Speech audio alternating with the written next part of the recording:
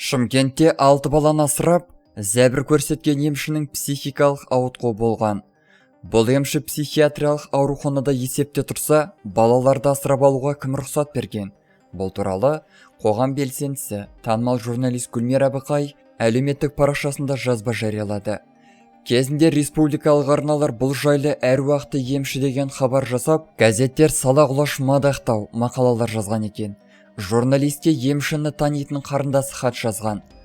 Шымкенттік емші дертіне шипа іздеп келгендерге әндетіп ем қондырып жүр. Өзін көріп кел санайтын Ұлықбек Смановтың емі әруақтар арқылы жүзеге асады екен. Бұл туралы Евразия телеарнасы хабарлайды. Алланың әмірімен мен тірі адамдардан емес, әруақтардан бат алған адаммын. Ол әруақ мәңгі тірі. Құдайдың көрмейтіні, әруақтың жүрмейтін жер жоқ дейді ғой. Әруақ әзір дейді, мен әруақтарды анық көре аламын. Рас, солар арқылы аян аламын.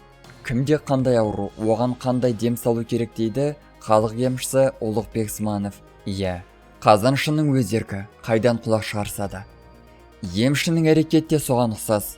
Ауруынан айыға алмай жүргендерді, дертіне шипа іздеп келгендерді бедеулік, перзент тілегендерді жинап алып, айналдыра дем салып жүр. Олардың барлығын емші әдейі жинаған жоқ, өздер келген.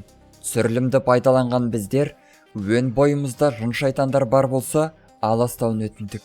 Ұлықбек Сманов оңтүстік өңірдің Ордабасы ауданы, Көкбұлақ ауылында туып өскен.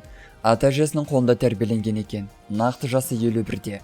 Әжесінің айтуынша, бала кезде кешкісін Бадам өзенінің жағасында ұйықтап қалған. Содан ауытқуы басталды. Көрші қолаң мазақтап күліп, ата-әжесі баламыздың өз әлемі бар деп қорғаштайды. Есейе келе ауытқуы асқынып, психдиспансерде емделгені рас деп жазды қарындасы. Кейін әруақ қонды деп арқасы қозып, өздігінен сағаттап сөйлей бастайды. Зікір оқып, қамшымен дем салам деп жүрді өзі. Арасында Қазақ Араб университетін оқыдым деп 2010 жылдары Отырар колледжінде музыкадан сабақ берген. Кейін үйленіп, мал бағып, мал жанды болып тұрмысы көтерілді. Индира жеңгеміз бір тоға, жуас, тек бала көтер алмады. Ұлықбек ағам екеуі әжемді өле-өлгенше бағып қарады. Бір беден алады, құлада тулады демекші, атам мен әжем ауылға сыйлық кісілер еді. Артынан мынадай сөз еріп. Ол психикалық ауруханада есепте тұрса, асырауға 6 баланы кім берді? Неге берді? Неге тексермеген? Біз тіптен білмедік бұл үйде 6 баланың барын.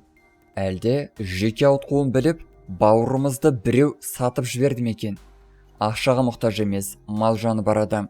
Өмір бақи қараусыз мысық күшікті жағалап, артынан шұрқыратып тамақ беріп жүретін. Егер 4 жыл бойы 6 балаға ақша алып келсе, оны қайда? Кім жұмсады екен? Сауал көп, жауап жоқ деп ағынан жарылды ағасы Ұлықбек емші жайлы қарындасы.